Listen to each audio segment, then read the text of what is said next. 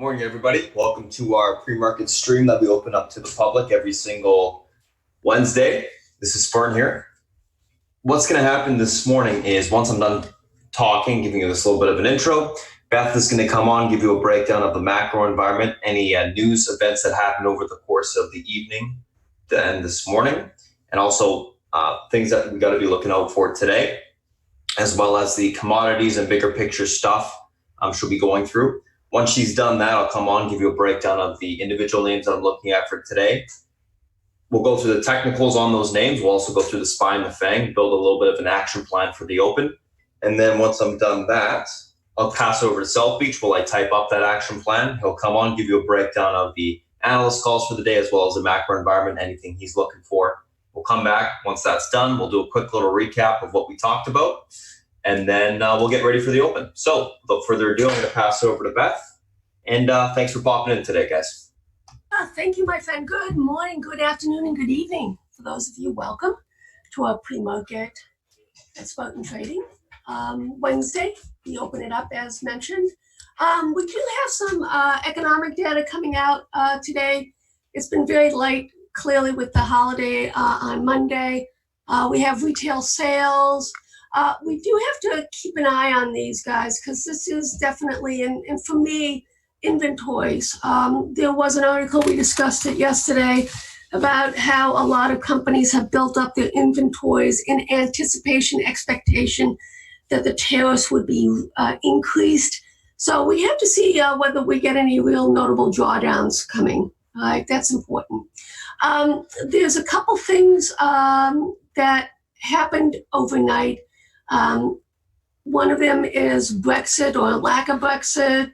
I don't know. It's kind of like a trade. I know it's like you get so close and yet that last 10, 15, 20%, you can't get it done. It did give the market a little bit of a pop yesterday with that news about the Brexit deal. But now reality's sinking in and we see what happens. On the Eurozone, CPI, trade balance, there was nothing overnight on the Chinese side. So like I say, this is to me two things, right? The consumer, that's been number one. And now we have to start looking at inventories. Those are the two things I'm going to be focusing in on. Beige Book does come out today, guys. This is moderately important. What it is comes out 8 times a year. And it's a summary of economic conditions in the different Fed districts. For those of you who are not aware, there are 12 Fed districts that span the United States. And they go from the East Coast, West Coast, South. So you're talking Boston, New York, Philly, Chicago, Atlanta, St. Louis, Minneapolis. You get the idea. So it is a pretty good indicator what they're seeing in terms of their regions, and they focus on their regions, and it will be reported region by region. Okay, couple Fed heads talking. Brainerd is speaking. It's been a lot, and once again, we are subject to this API weekly crude. It is a roller coaster. Who the hell knows what's going to happen here? Okay. Let's talk also. There's a couple things that came out. An article that I thought was notable is that the S&P is saying basically that the ECB is not using an appropriate indicator to measure the inflation. So don't forget what the S&P is basically saying is that they've been under-reporting inflation, the ECB. I don't know if this is true, but from what they're saying, you could be adding on 0.3% to their low inflation target. Don't forget, most of the central banks do have inflation targets. In the United States, we know it's 2%. And this is why we have a little bit of a divergence in terms of what we think to be our inflation versus what the Fed is saying is our actual inflation. Something to think about. We'll go from there. I want to talk about, every morning we go over the Chinese newsprint to see what's going on. And a couple things popped out like this right here. You do realize that a lot of it is a function of China buying agricultural products. tax, right? And the president keeps shouting out $50 billion, et cetera, et cetera. But on the other side of that, guys, China is slowly and steadily producing their own food supply. So they are going to need less and less demand from the U.S. Soybeans, et cetera. What does this mean? It means that the United States is going to be less of a supplier. And I still think that the Chinese don't want to do a deal. But I don't, when you look at what the phase one is, we're talking about nah. It's not that big. But now we're in earnings season, so I think that's going to be the tail when we know. My narratives have been working out quite well. I still see the market going higher, but we have not done what needs to be done in a few of the sectors. So we'll just be patient. We'll wait and see. Here's another South China Morning Post that's oftentimes quoted in terms of what's going on in the region. They also are saying, can China-US agree on how to enforce these phase ones? So one of the things that came out was, well, from the Congress as well, how are you going to enforce this? And Nancy Pelosi spoke about this, spoke about this last night, where they're going over the Canada-Mexico trade deal, and one of the big things was enforcement.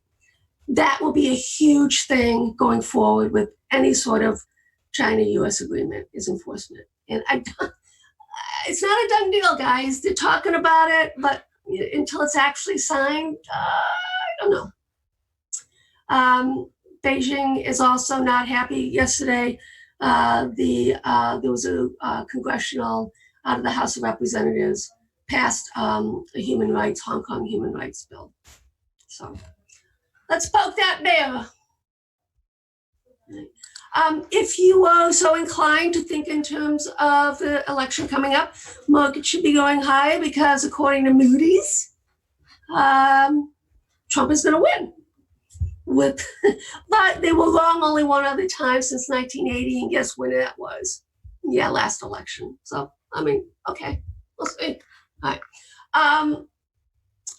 I oftentimes share with the sentiment trader. It's very wonky. I love it. It's all about stats. And there's a couple things I want to focus in on, themes. And this is the volatility index for both the Treasury and the VIX S&P. Right? There is a huge divergence going on right now. As you can see, the VIX is coming down, whereas the Treasury volatility index is not.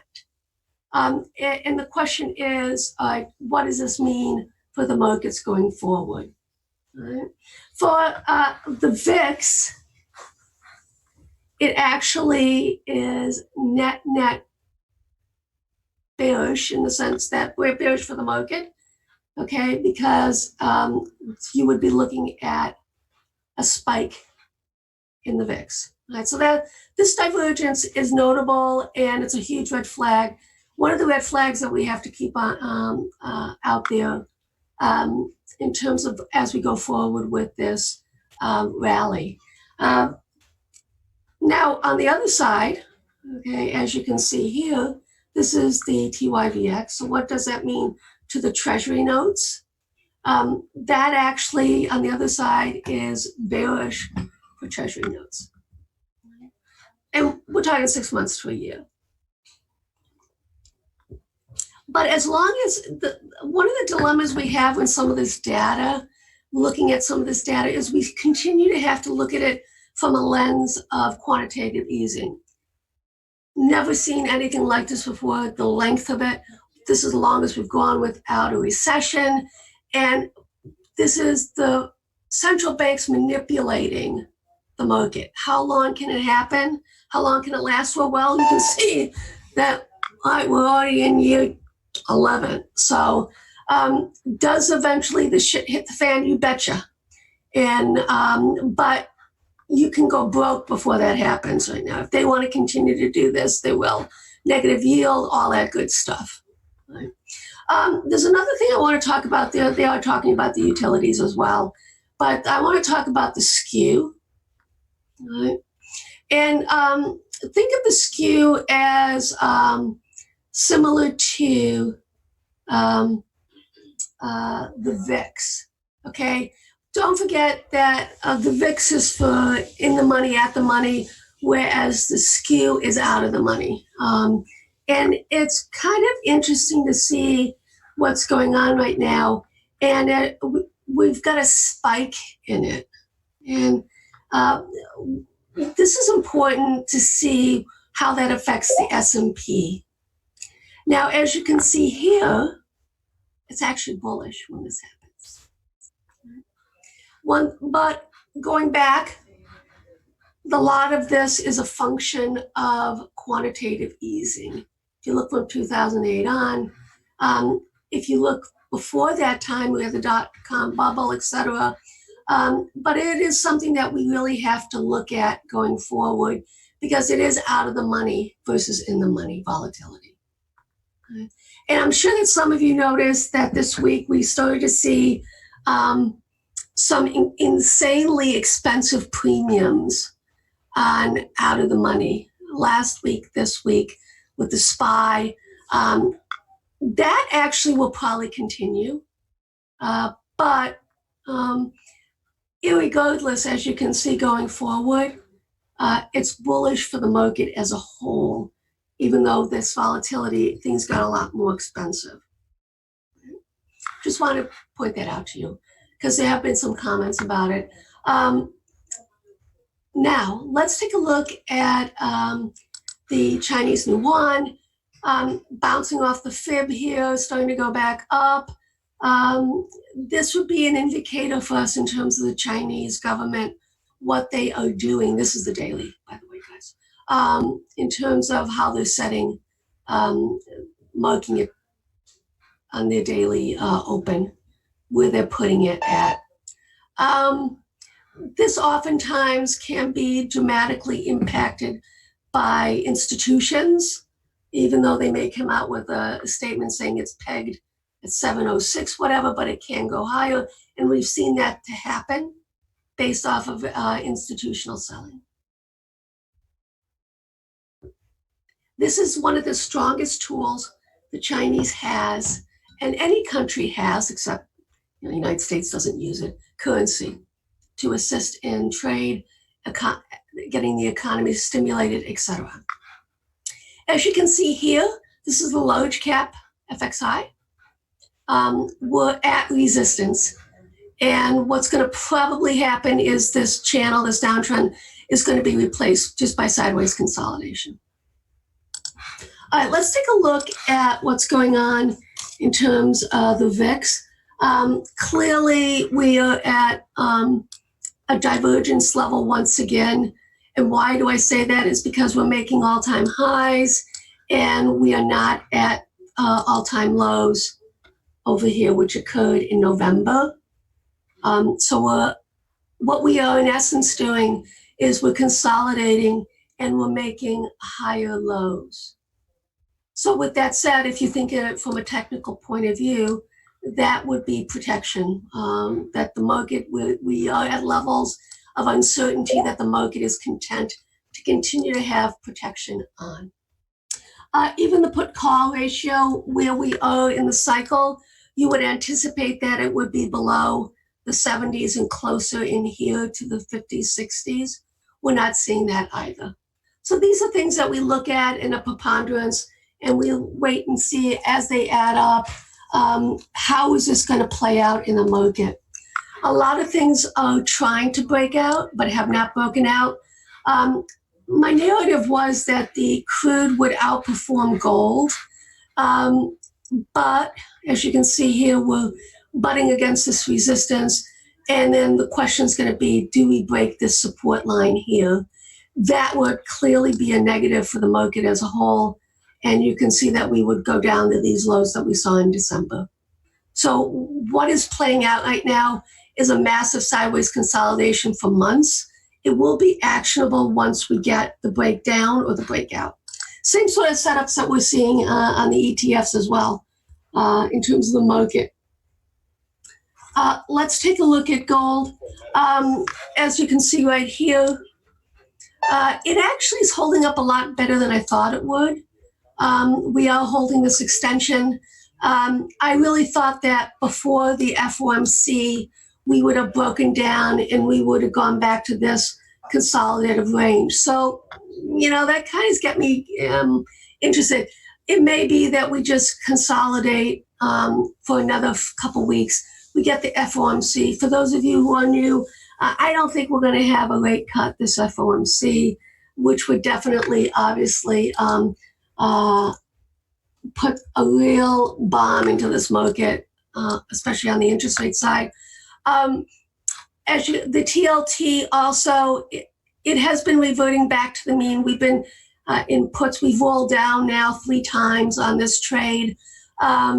We don't actually have confirmation yet, okay, on the breakdown. So we have to be a little bit careful that this could pop up. And this would be also indicative with the gold holding up here for the next week to 2 weeks.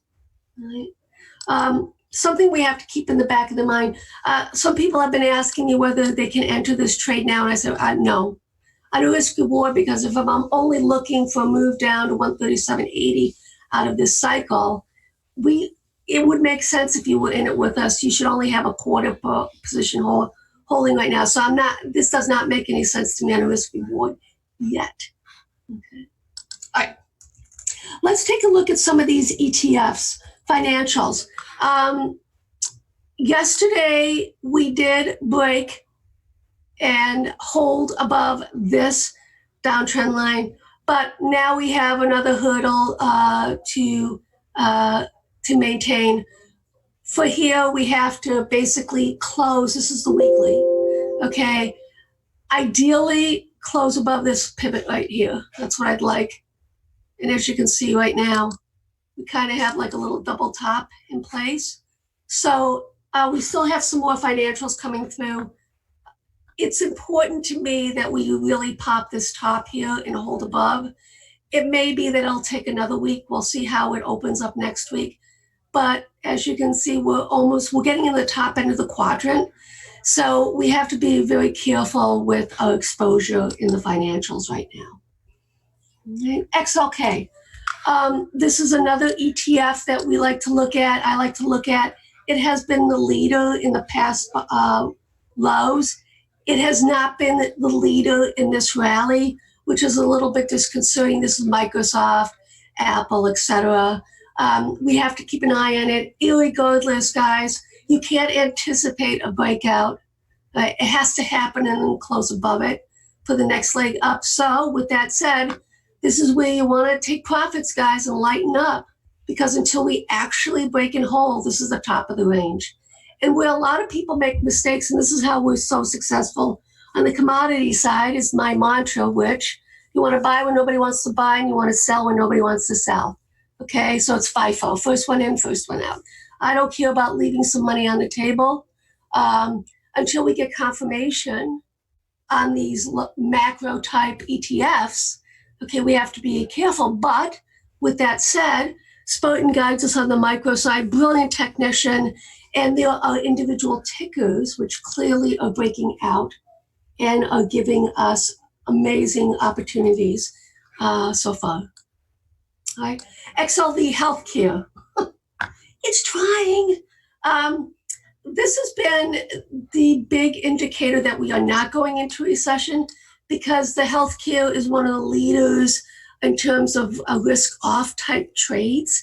Now, part of this can be and it is due to some of the legislation going on, but also the rise of Elizabeth Warren.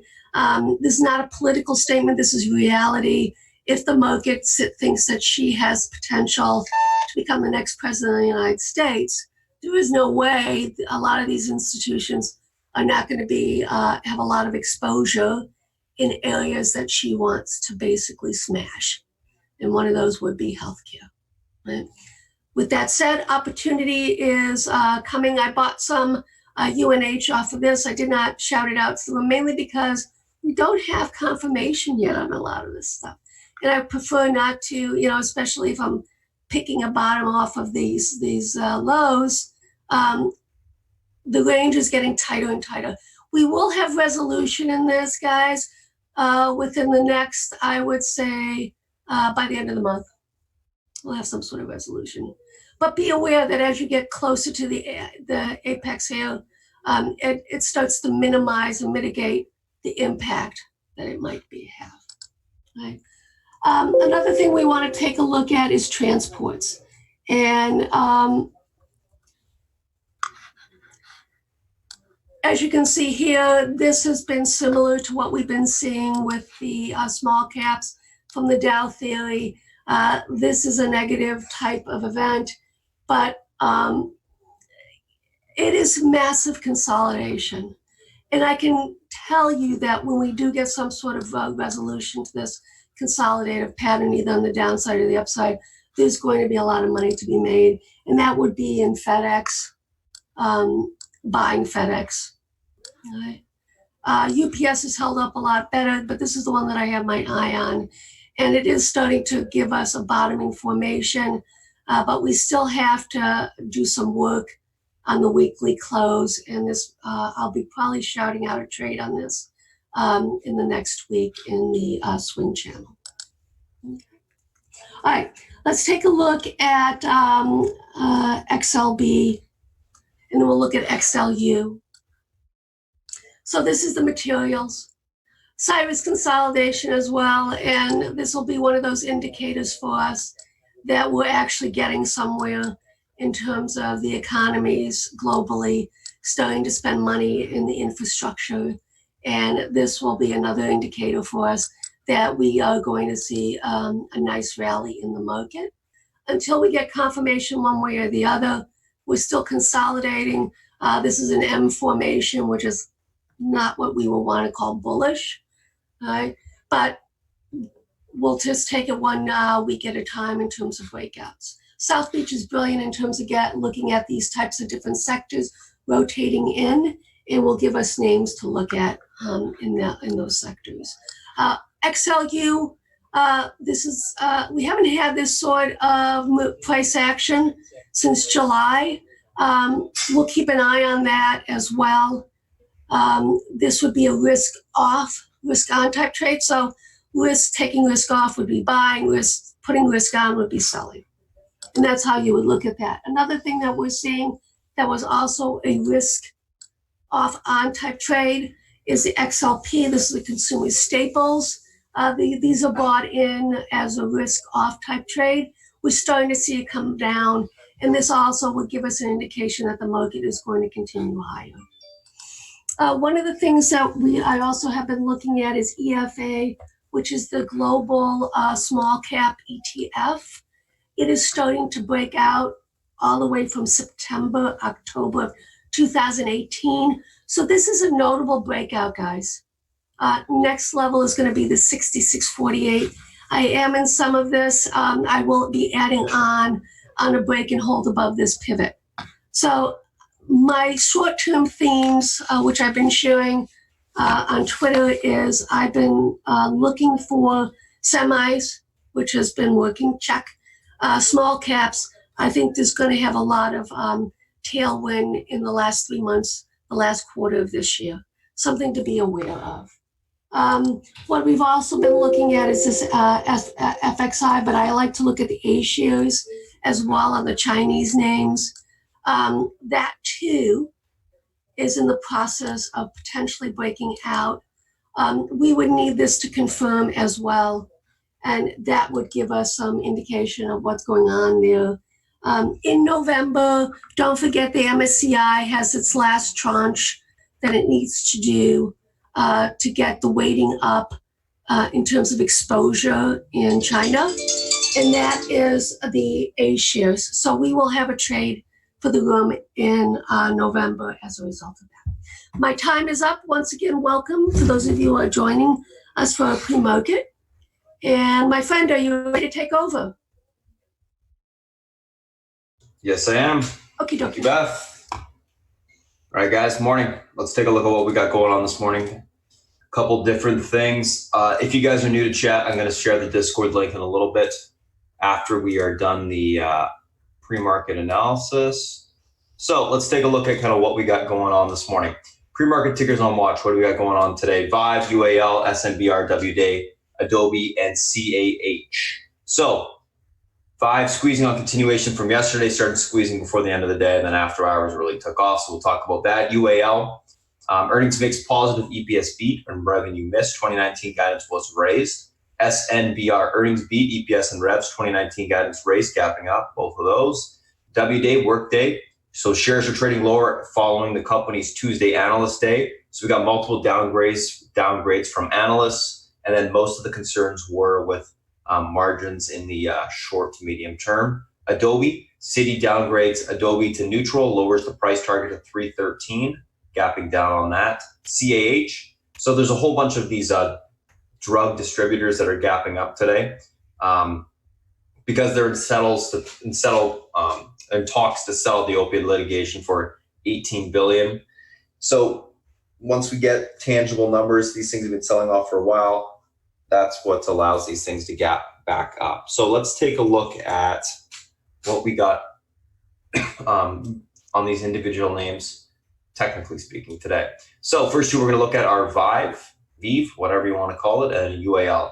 Let's take a look at this one on the daily chart real quick. Obviously, it's squeezing all-time highs after the low or after the reverse split, which it had recently. Let's take a look at this chart here. There we get a little bit of a bigger, better picture. So a couple different resistance levels, 1188, 1393. I'm just going to start marking them on the chart.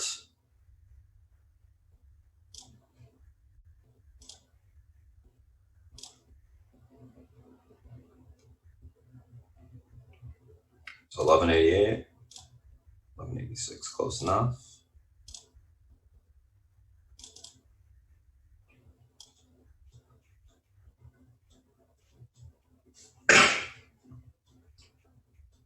$13.93. Let's go back to that chart here.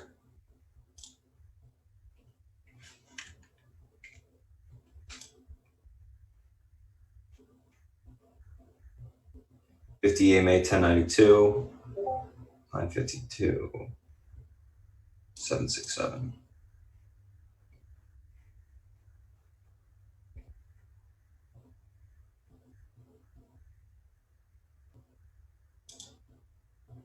Seven, six, seven.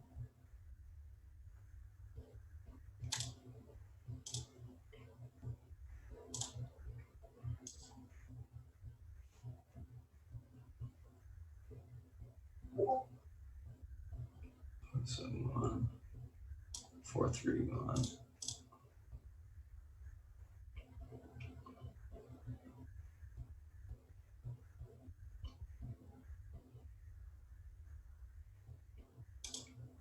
Close enough. 571, 570. Okay. So, and guys, while this thing's running, or while this thing's moving, watch this BNGO on the background right now. This thing's running to the upside. It's got some room. Let me just tell you.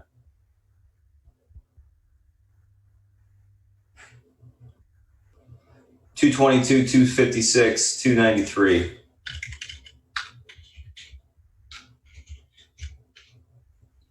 BNGO resistance levels.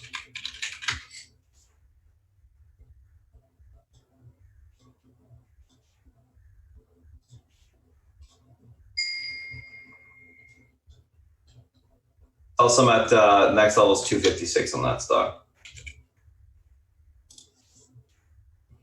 Alrighty, so Vive, 960 pivot point. If that level is able to get reclaimed or hold, I should say, this morning, look for continuation towards 1186. If that 1186 breaks, we see 1392 to the upside, so on and so forth. 960 unable to hold, look for a pullback to 769, the 570. All EMA supports intact. After hours, it looks good for continuation to the upside. So I think you can see a continued push higher.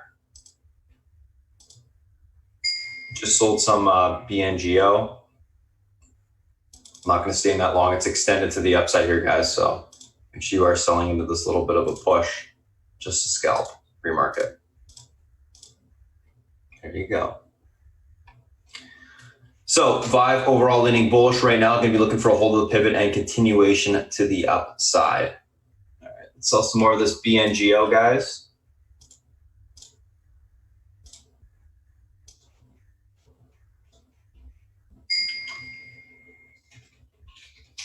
Sell 1/2 of that. We'll see if we get a little bit of a blow off towards that 293 level now. I'm going to flip off of the Vive and I'll keep that BNGO up as we talk about the other names. There's going to be a lot of stuff moving in terms of the low floats again today. So we can expect more action. 293 next to target to the upside. There you go.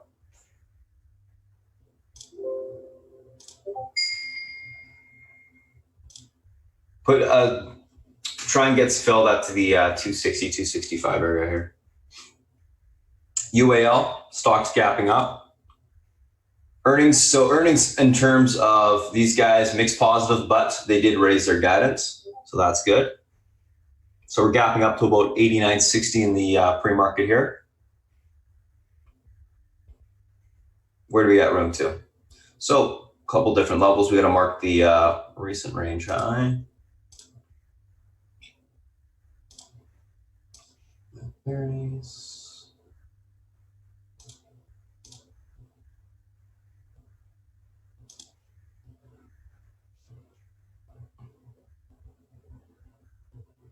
All right, sell some more of this BNGO. I'm going to have a quarter of it left now.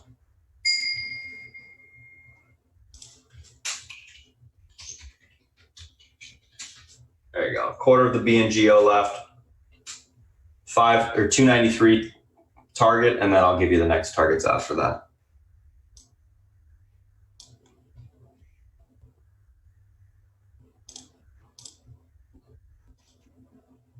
Still looking pretty decent. Nice volume. It is definitely extended, but get a little bit more here.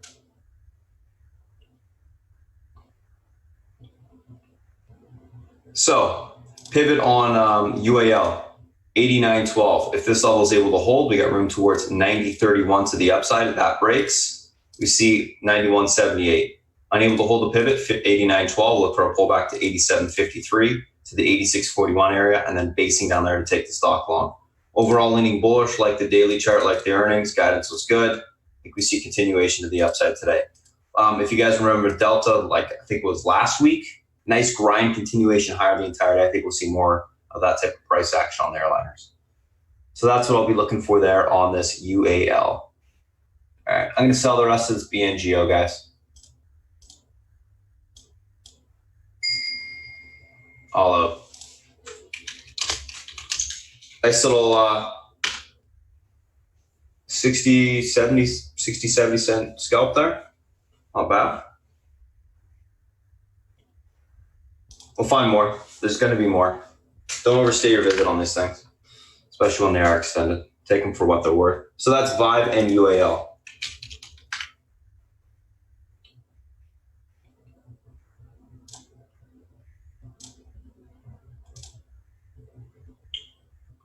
Take a screenshot of these two and let's move on to the next.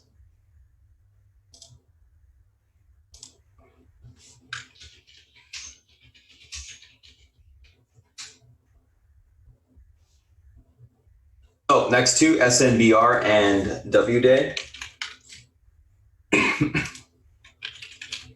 SNBR, W Day. Let's take a look at what we got going on here.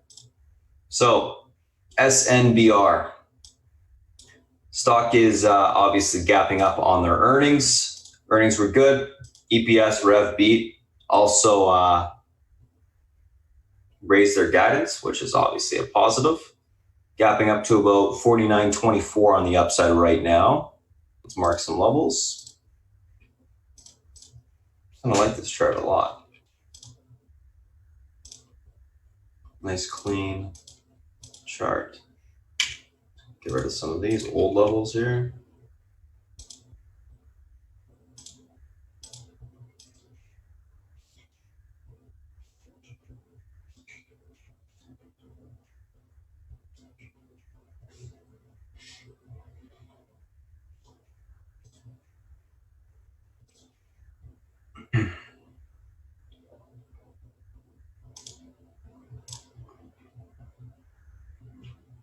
Okay.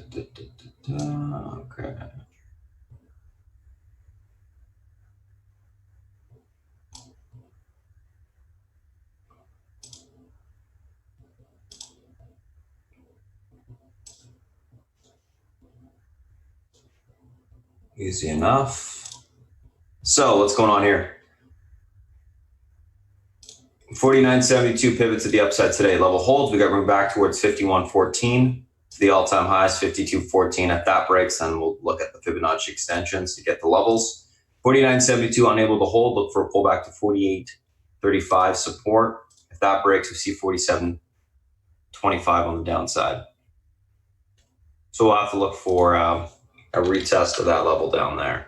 If that does break. Overall, on this name, I am leaning bullish. Going to be looking for continuation to the upside. So a reclaim of this pivot and then a grind higher back towards all-time highs. Workday, let's take a look here. So W day, stock is gapping down after the analyst day, and a bunch of analysts came out today and were downgrading the stock, which obviously is not good. So whatever they were talking about during analyst day was obviously bearish for the stock, which isn't typically the case. So they must have done a pretty bad job there.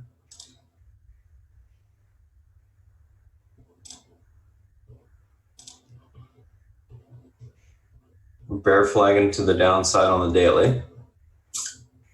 Haven't broken it yet, but notable.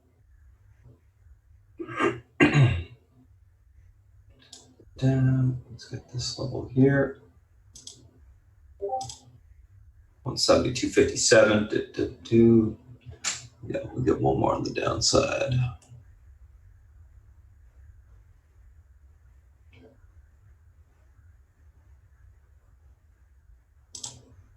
All right. Let's take a look.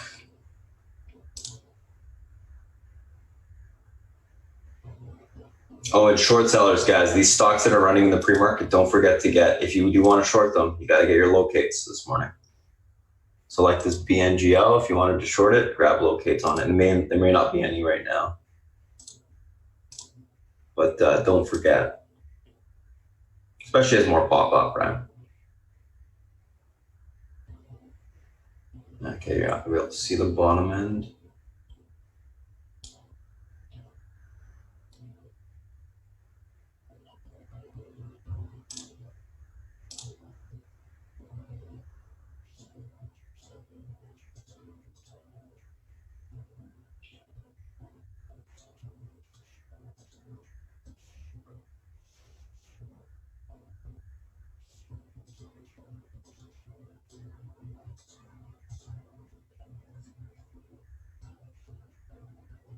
Alrighty, so pivot point to the downside on workday today, 169.36. If this level is unable to hold, we got room for continuation towards 164.38. If that breaks, we see 161.89 to the downside today.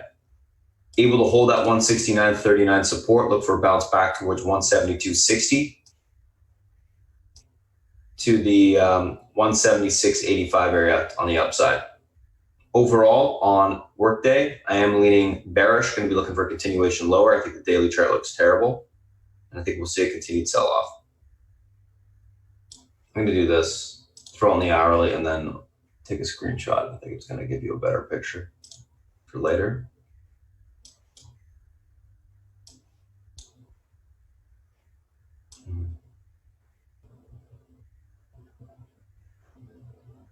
There you can actually see the levels.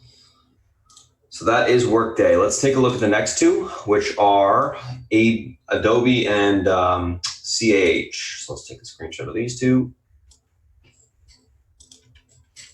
SMBR, workday.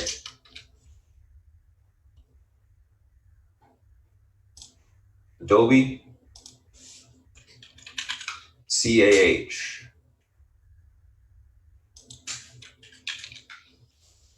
Let me give you your next targets on BNGL. I have it up on my main screen still. If it breaks the highs, we got to be prepared. I still think it's a little extended, but it doesn't really matter with these small ones, does it? 314, 327. I just got run.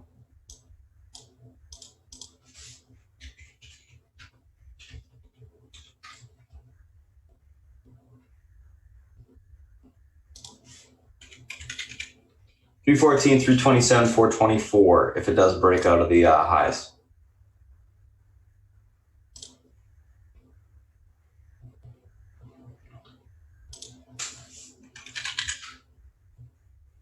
Adobe. Okay, so apparently I got my levels already on the stock. Let's take a look at the daily though.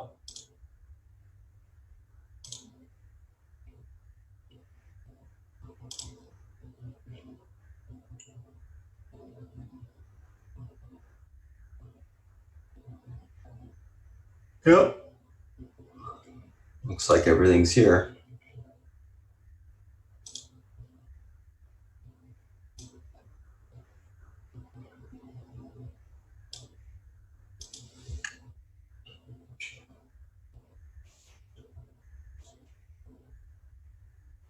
$270.87.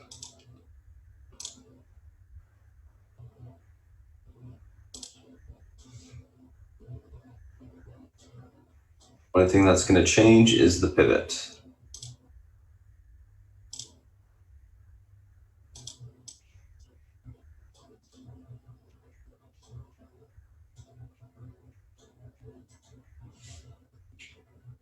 So 273.61 is the pivot point to the downside today on Adobe. Usually a good options play, by the way, Adobe. 273.61. Unable to hold this level, look for continuation lower towards 270.87 to the 267.49 support. If we're able to hold 273.61, look for a bounce back towards 276.57. If we can get above that, we will gap fill to 280.25 on the upside. Overall on Adobe, I am leaning bearish. I'm looking for pop topping, short the stock. I think we can see a continued grind to the downside on that downgrade from Citi. CAH, let's take a look at this one. So these guys, top drug distributors, in talks to settle the opiate litigation for $18 billion. Stock's gapping up to $50. So right above this resistance right here.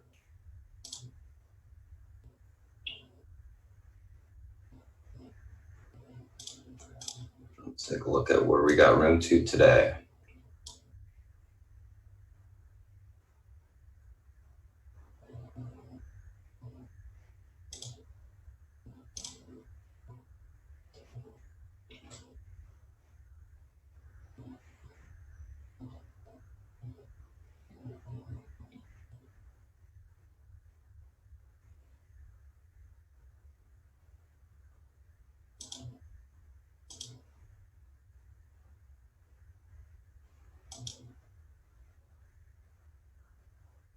Okay.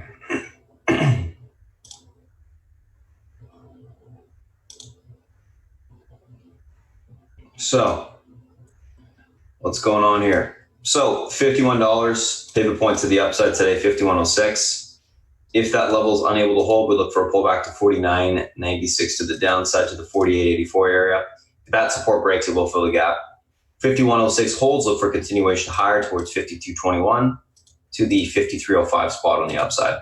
Overall leaning bullish, going to be looking for a grind higher. Needs to reclaim that pivot point. If it does, we should see our continuation we're looking for. So I'll be looking for any sort of pull basing, take the stock long, and then add in on the reclaim of the pivot. So that's what I'm looking for there on this stock. So that's Adobe and that's CAH. Let's take a look at the SPY and the FANG.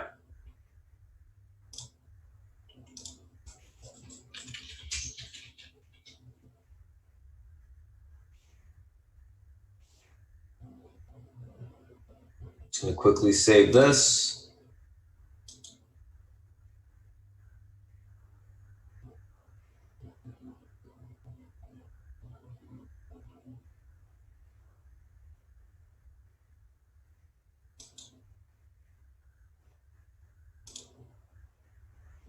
All right, cool. So let's take a look at the SPY. And Beth was just pointing out soft retail sales today. So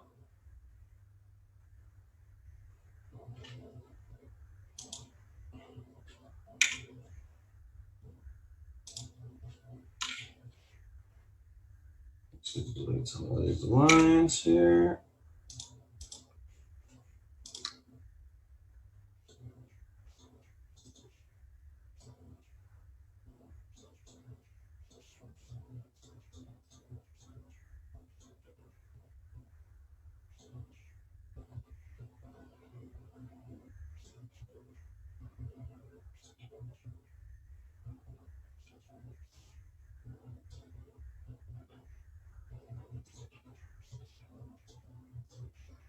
All right. So pivot point on the SPY today, 298.44. If this level is able to hold, we got room back towards 299.76 towards the 349 support or resistance to the upside. Unable to hold that 298.44 support, look for a pullback to 297.12 to the 295.97 area on the downside. Overall in the market right now, uptrend's still intact, but we are below EMA support. Pivot is still intact. If we break the pivot, I will be leaning bearish. I think it's going to break right now in the pre-market. So right now, this morning, I will be leaning bearish until that pivot point is reclaimed on the open. If it is reclaimed, that can flag break, continuation to go higher.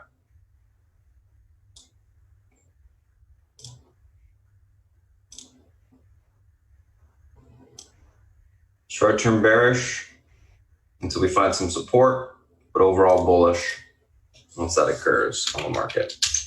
SPY is a little bit extended on the daily as well.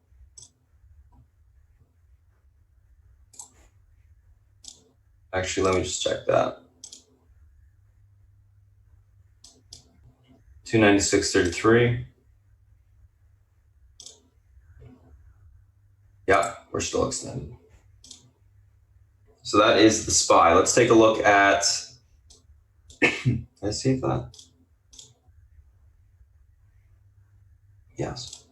Let's take a look at Apple. So what's going on with Apple? Ignore that misprint.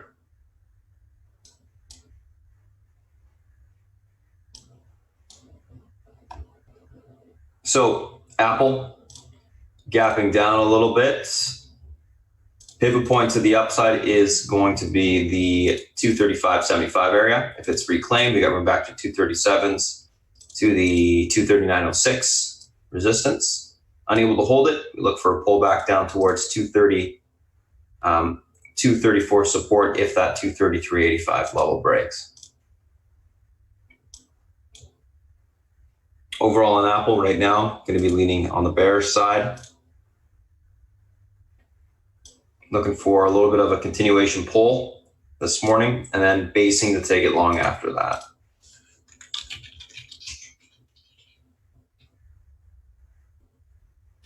So that is Apple. Let's take a look at Netflix. Oops, Amazon.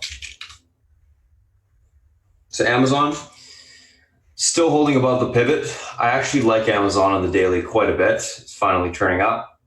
Leaning bullish on it. 1765.94 pivot to the upside today. Level holds. We should see continuation towards 1785. Unable to hold, we'll start to sell off, filling the gap from yesterday, 1738 to the downside. Amazon overall leaning bullish, looking for a hold of the pivot, continuation higher.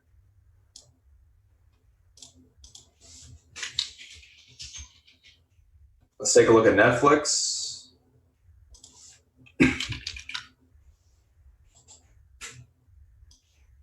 $283.85. Level holds, room towards 288 on the upside. Unable to hold, look for 282 to be tested on the downside. Still holding that big range on the daily there. If that 282.18 level does break, we will have room back towards the 277.75 on the downside. Overall, on Netflix, I am leaning bullish. It's holding up well. I think we can see continuation to the upside today because that flag support has been holding. So I'll be looking for continuation towards 288.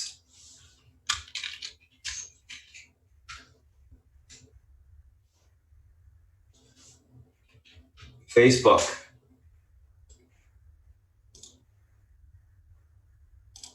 $189.17. Level breaks to the upside, room towards 191 to 192.31 today. Unable to hold, we see continuation back towards 187, support to 186. Overall on Facebook, I'm leaning bullish. We're going to be looking for a reclaim of the pivot and continuation higher.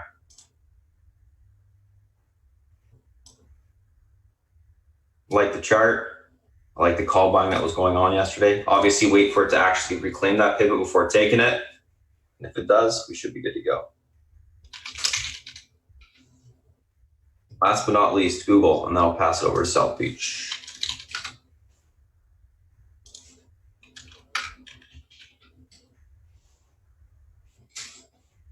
So Google, another chart that I like from the FANG, 1245.86 breaks to the upside. We got room for continuation all the way to 1264.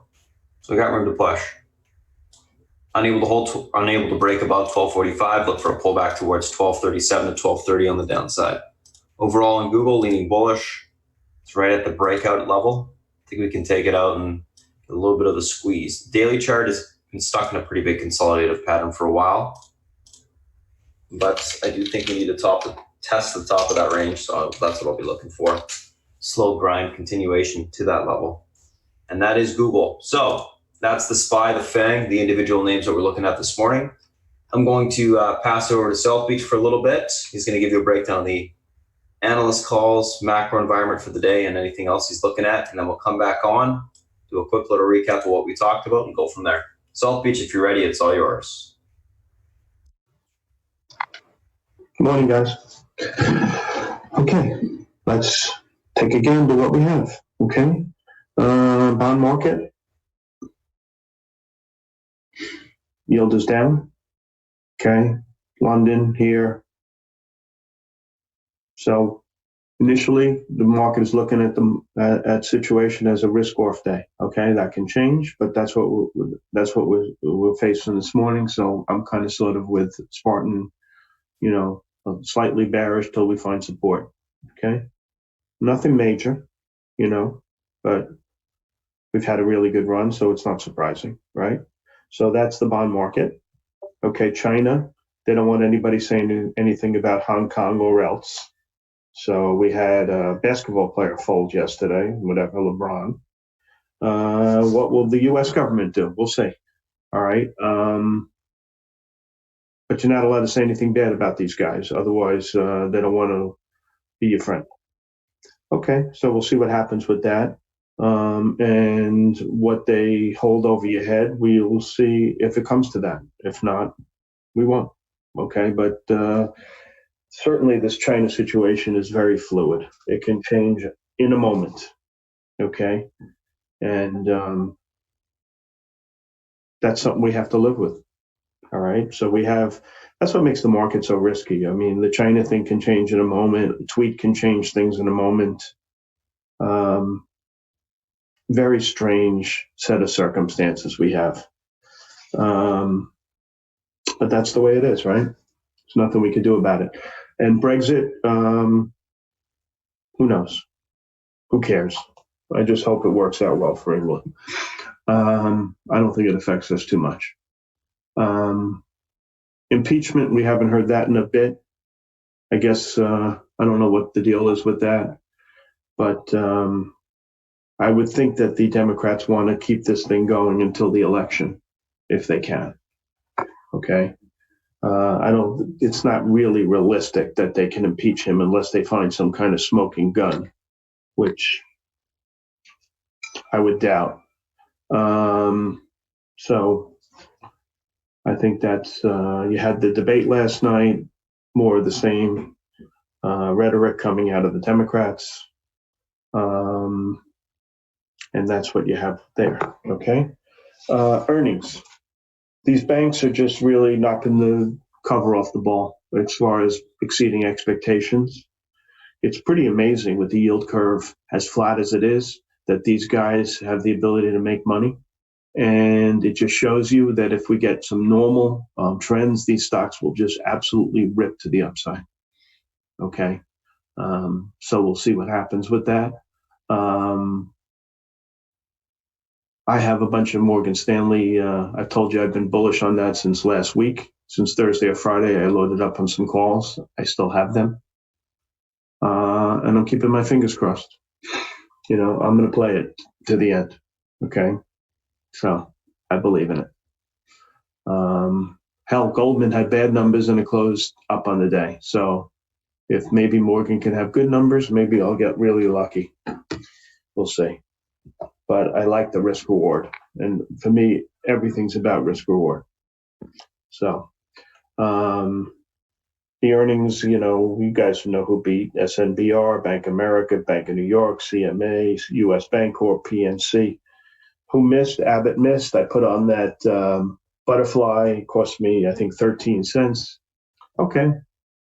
Risk reward. That's what it's all about. I'm going to be right probably half the time. Okay. Maybe a little more. Stevie Cohen, who I know very well, he used to say he's right about 55% of the time. The guy's a multi-billionaire. What's that all about? It's losing dimes and making dollars. Okay. No one does it better than he does. And that's the game. Okay. So Abbott's not going to work out. I do have it on in UAL also. And maybe that will work out. I have the 90. What do I have? The 90. You guys probably know better than me. What I do? 90, 92, 94 butterfly. So maybe that one will work. Where's the stock? 89.54. A little luck, a couple of good days. That might work out really well. So I paid, in UAL, I paid the same thing, 16 cents. So on the two things, I paid, 20 something cents. And if I can make $2 on one of them, good bet. We'll see. So that's the world of butterflies. And let's look at some research, okay? The big standout is on the short side is NOW and Workday, which I think Spartan talked about both of them. Workday is taking down these cloud stocks. Okay, they had some kind of meeting last night, an analyst day or something, right? Came in today. A couple of guys don't like the stock. Deutsche Bank and RBC. RBC's target, though, in all fairness, is 212. Okay, and the stock's what? 180 or 169. So that's not really that bearish of a call. Deutsche Bank a little more bearish. Okay, they go from 200 to 185. All right, but this company, which is a cloud-based, I think they do what's called. I took notes one day. Kramer came on TV and he was talking about all these stocks, and I took notes as to which one, what they all do. I think this one is in the human capital resource management business. What does that mean? I guess it means a lot of things, okay? But basically, they keep track of their employees, how productive they are, how much they're getting paid, time, hiring people, all kinds of shit. But it's a cloud-based thing, application, and it's taking all the cloud-based application stocks down. Okay, Coop, Okta, et cetera, et cetera, et cetera. They're all a little soft today, okay? And now is soft today. So these, the high PE tech stocks are in the crosshairs this morning. They'll all be down. CRM, I think, is down as well. That's the big dog. But no, they're not down much. I mean, $1 on $150 is nothing unless you're long it. So that's Workday and now. Okay. Additionally, Brenberg, I don't know how to gauge these guys. They're kind of sort of new to research. My inclination is they're not that good, but they do have initiated Colgate with a sell and a 58 target. That's $10 below the last sale. And WAB, Bank of America, initiated that with a sell of 64 target. And Adobe was downgraded by Citibank. They reduced the target to 313. Stock's 279. I don't know. I think Adobe's a great company. It'll come down for a couple of days, then it'll go back up. Okay, on the long side, we have TMUS and ATUS both initiated outperform at Bernstein. 103 target on TMUS, ATUS target 38. I'll tell you why these guys are so bad. Okay, ATUS, I bought that stock at 18 bucks. Okay, when it was spun out of Cablevision. All right, now they're recommending it when the stock's 28. I mean, I made probably 8, 9, 10 bucks in it. These guys are just, I don't even know what they do for a living. They only follow a certain number of stocks and they can't even get it right. I mean, the stock was a gift at 18 bucks, but they ignored it. What else? Wedbush likes DOCU. I like DOCU. I think Spartan likes DOCU. They take the target from 65 to 80. Wedbush research isn't bad. Okay, that's notable. Wells Fargo initiated all the cyclical stocks. The interesting thing to me in their initiating this group, they initiated maybe 25 stocks.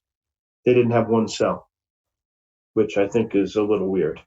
Their buys were Eastman, PPG, FMC, Huntsman, CE. Two other guys downgraded CE a week or two ago. Ashland, FMC. I don't know if I said that one. They like that one. UNH, Goldman reiterates the buy, but they lowered the target to 282. Also on TV today, Cooperman mentioned Cigna as one of he's got a 5% position in that stock. He's had it. He loves the stock. I just want to bring it in light of UNH. This group is really, really, really cheap. I've talked about it a bunch of times. It's just Elizabeth Warren is keeping the lid on it. She won't be able to keep the lid on it forever because Medicare for all is a pipe dream. Okay, the country can't afford it, so it's kind of silly. But I mean, if they taxed everybody 90% of their wealth, yeah, they can afford it. So if you want to go full boat socialist, yeah, you can probably have it. But I don't think it's realistic. What else was there? Eaton was upgraded by OPCO, target 95.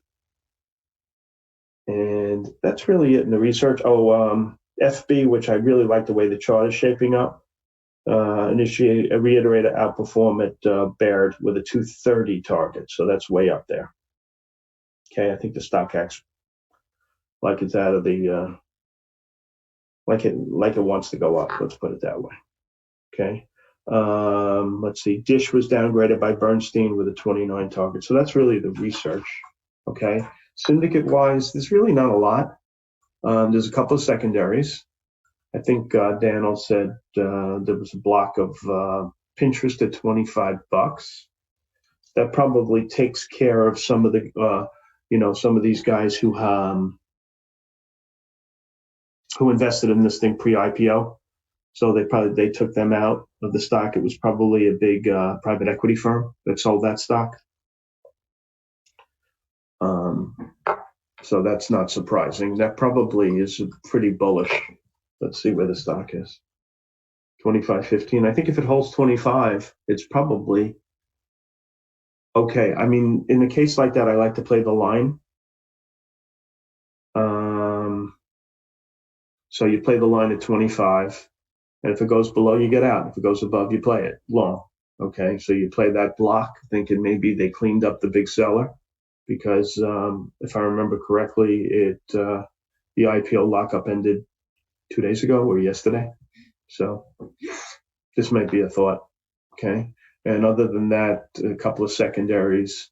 One coming tonight, Wednesday tonight would be PAGS, and Thursday night is TradeWeb. I like, of all those new issues, I like TradeWeb.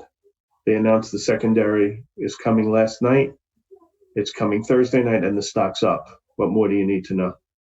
Okay, it's an up stock. Okay, really like it. And PAGS, I don't know what's going to be with that. That got hit yesterday, and you got 16 million shares coming tonight. Stock will probably be heavy into the deal.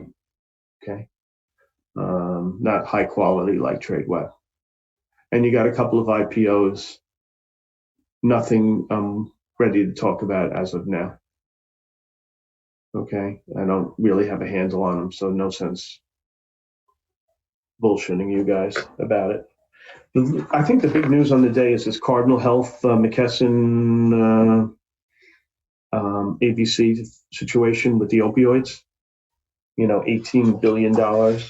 the reason it's coming to the forefront now is because next week the Ohio trial starts.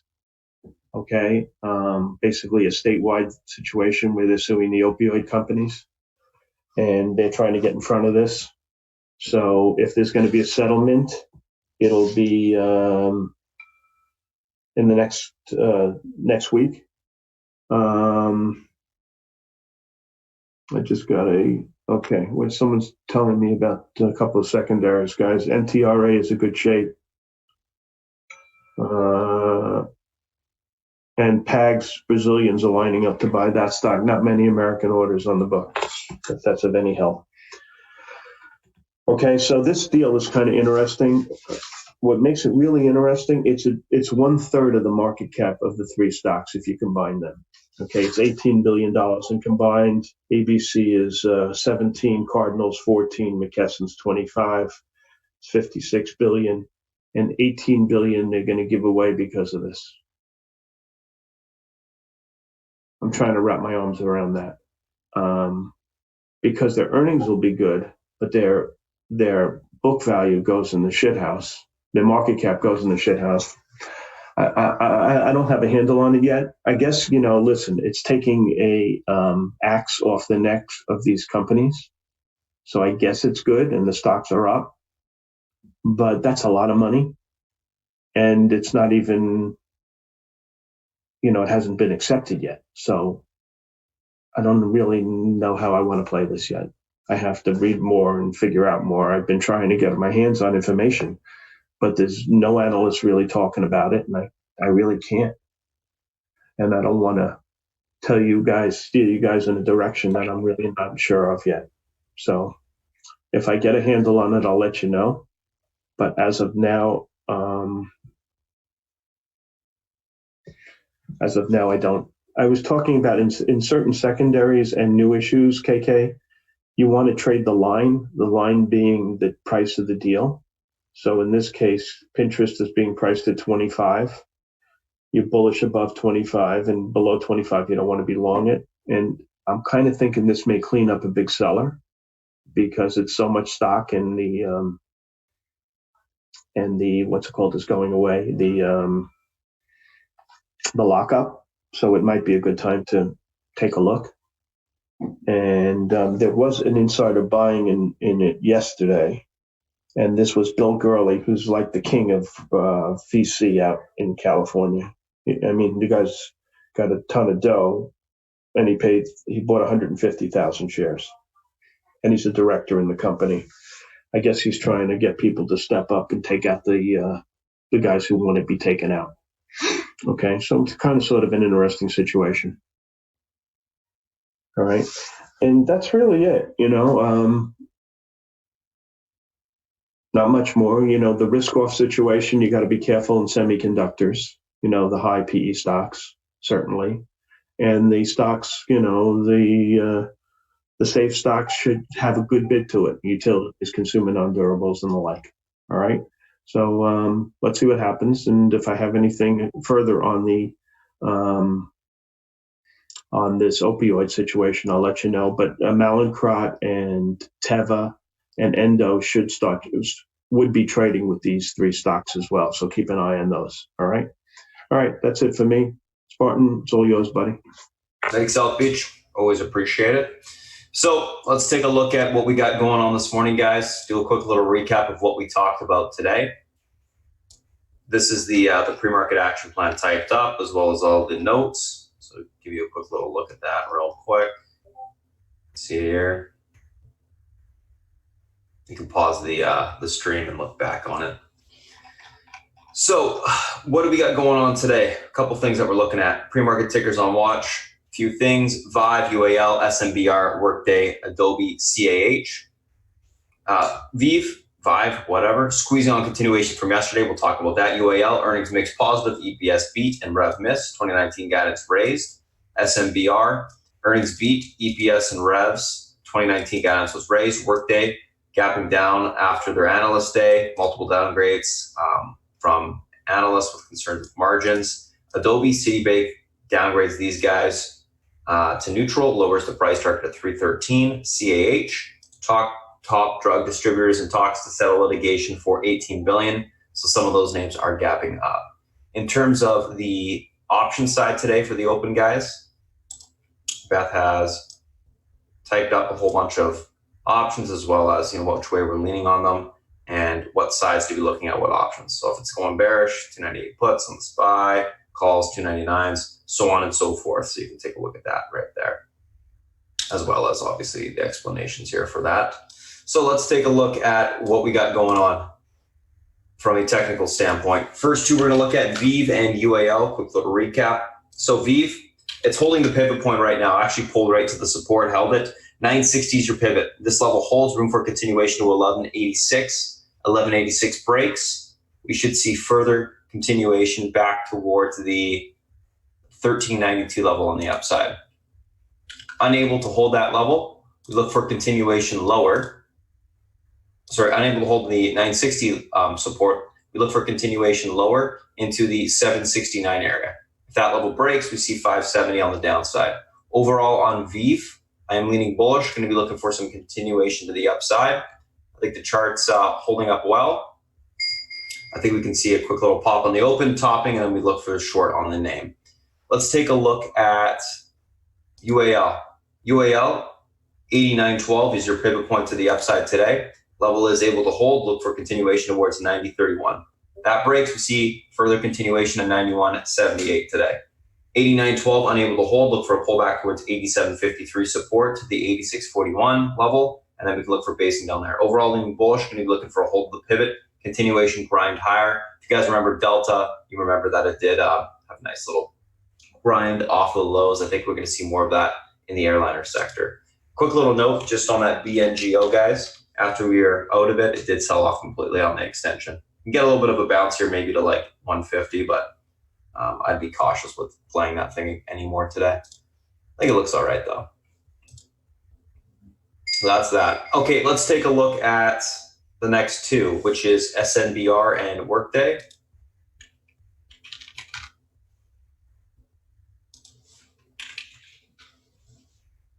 So SNBR, 49.72 pivot to the upside today.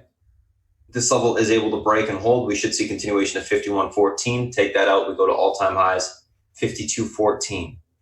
Unable to hold that level, look for a pullback to the 48.35 support. If that breaks 47.25, and then we can look for basing down there to take the stock long. Overall on this SNBR, I am leaning bullish, but looking for a pull into support, a hold of that level, and then continuation to the upside.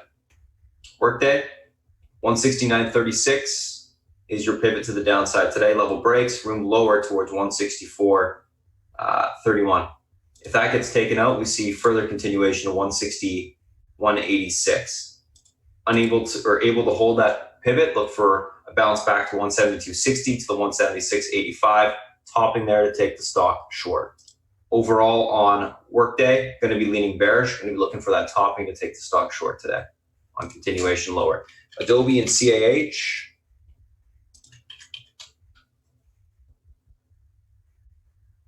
So Adobe 273.61 pivot. Levels unable to hold, look for continuation lower towards 270.87. If this breaks, we see 267.40 to the downside today. 267.49 to the downside today. If that pivot 273.61 is able to be reclaimed, look for a bounce back to 276.57, the 280.25 topping there, take the stock short.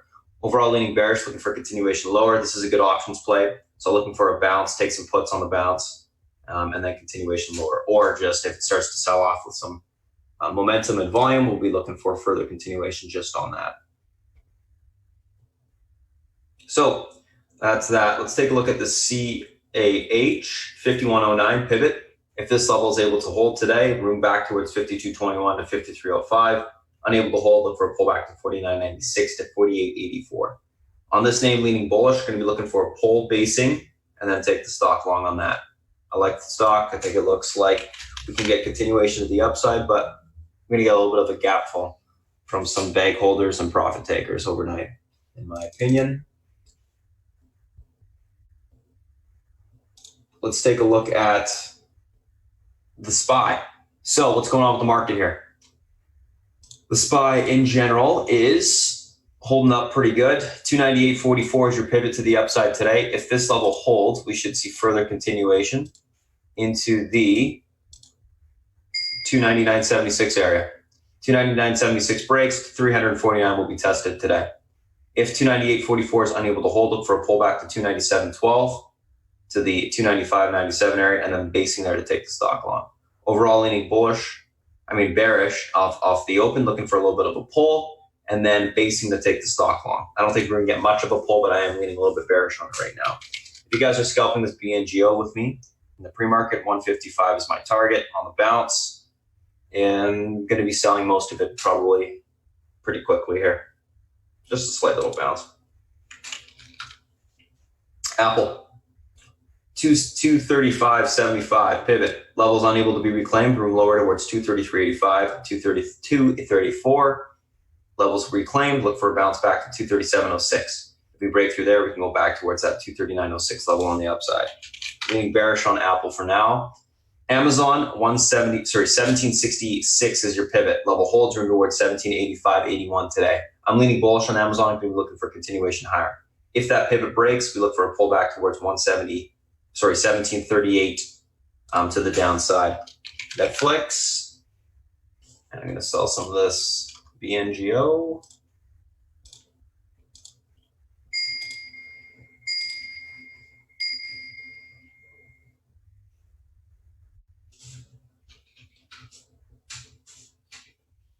A little bit of EMA resistance I'm selling into right here. We'll see if we get our 150s, decent little bounce.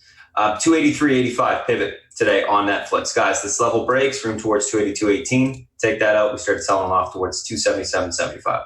Holds, we should see continuation higher to 288.03 on the upside. Overall leaning bullish, looking for continuation higher on Netflix today.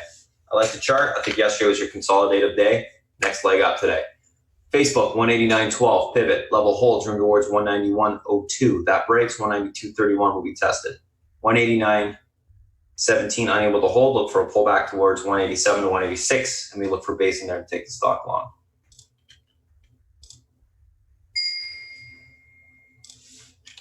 Being bullish on Facebook. Google, that is not Google.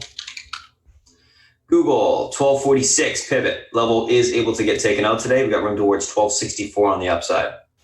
Big range break to be tested. If we're unable to get through it, 1237 to 1231 will be tested back to the downside. So leaning bullish on Google, looking for continuation higher, break of that pivot for a push.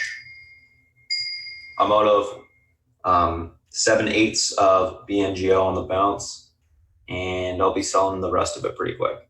So that's it, guys, for the quick little pre-market analysis that we open up every single Wednesday to the public. If you guys do have questions, feel free to reach out, Spartan@SpartanTrading.com, or you can hit me up on Twitter @SpartanTrading. That's easier. Thanks for popping in today, guys. We open this up every single Wednesday. We're going to close the stream now and then answer some of our members' questions. Thanks, guys. Alrighty, I'm going to post that Discord link for you guys right now. Give me a second.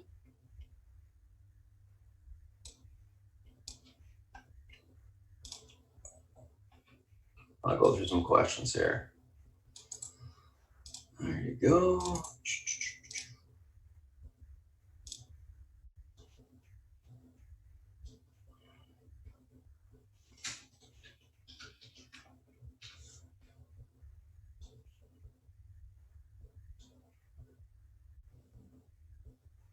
Make sure to throw your email in the email check area, guys, once you're in.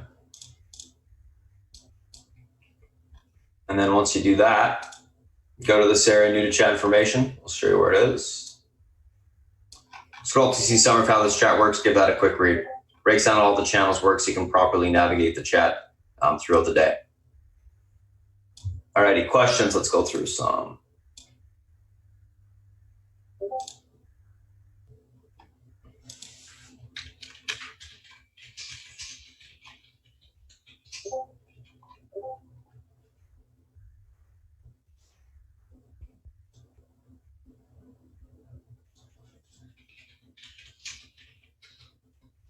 Yeah, Jeff, Jag, you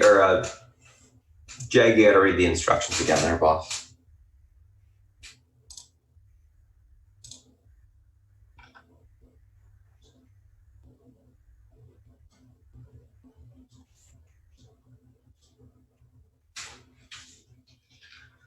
Alrighty, so let's take a look here. Did I not post those charts? Adobe and CAB. Oh, what the hell's wrong with me lately? Did that twice, 2 days in a row.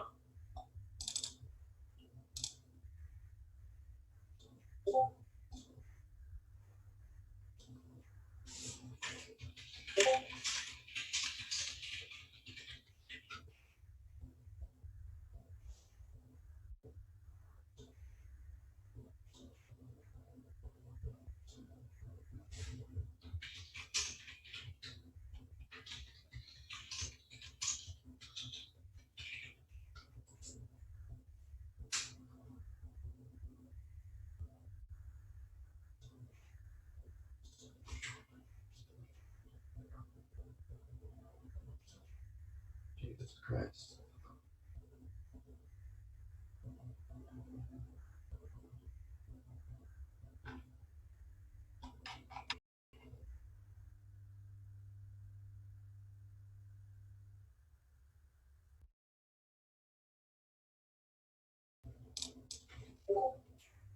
Oh, for fuck's sakes, is it frozen? I'm getting this thing off my screen.